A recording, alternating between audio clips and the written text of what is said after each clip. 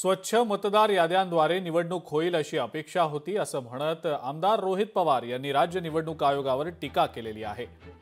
तर कर्जत जामखेडमध्ये रोहित पवार याच यादीवर जिंकले।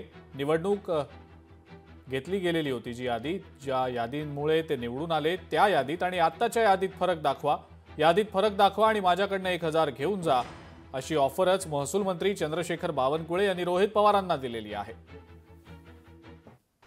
रोहित पवारांना या ठिकाणी एवढंच सांगत आहे, ते ज्या मतदार यादीवर निवडून आले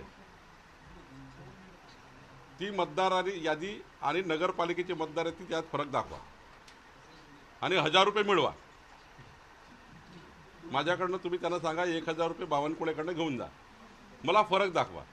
ते जामखेड कर्जत मतदारसंघातनं कुठल्या यादीवर निवडून आले आणि तीच मतदार यादी आता नगरपालिकेला आहे, तीच लोकसभेला होती, त्यांचा खासदार निवडून आला लंके याच मतदार यादीवर, रोहित पवार याच मतदार यादीवर आणि आता आम्ही याच मतदार यादीवर या ठिकाणी निवडणुका होत आहे। त्यामुळं जाणीवपूर्वक म्हणजे निवडणूक आयोगाचं नाव घ्यायचं ना आम्हाला तीर मारायचा। लोकशाही मराठी ऐका, पहा, जागरूक रहा।